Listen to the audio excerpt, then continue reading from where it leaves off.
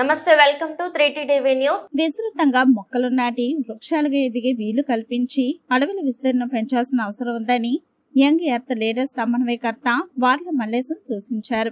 ప్రపంచ అటవీ దినోత్సవం పురస్కరించుకుని నారాయణపేట జిల్లా కోసిగి మండలం మీర్జాపూర్ ఉన్నత పాఠశాలలో గురువారం అడవుల సంరక్షణ ఆవశ్యకత అనే అంశంపై పాఠశాల ఎతకల ఆధ్వర్యంలో విద్యార్థులకు చర్చా వేదిక నిర్వహించారు.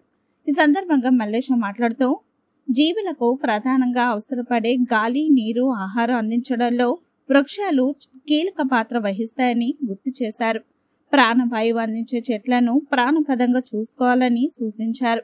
వర్షాలు కురిపించడంలో, వాతావరణ ఉష్ణోగ్రతను క్రమపరచడంలో చెట్లు ప్రధాన పాత్ర వహిస్తాయని అన్నారు. అడవులు ఎన్నో రకాల జీవులకు ఆవాసం కల్పించి జీవ వైవిధ్యం కాపాడతాయని అన్నారు. నేల కోతకు గురి కాకుండా కాపాడి సారవంతత పెంచుతాయని తెలిపారు.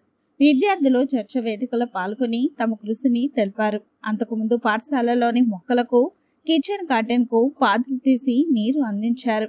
తాము సేకరించిన అరుదైన విత్తనాలను ప్రదర్శించారు. విత్తన బంతులు పంచి పెట్టి అవగాహన కల్పించారు. అడవుల సంరక్షణ కోసం కృషి చేస్తామని ప్రతిజ్ఞ చేశారు. ఈ కార్యక్రమంలో ఇన్ఛార్జ్ ప్రధాన ఉపాధ్యాయులు, సిద్ధరాములు, ఉపాధ్యాయులు పాల్గొన్నారు. ఎంతో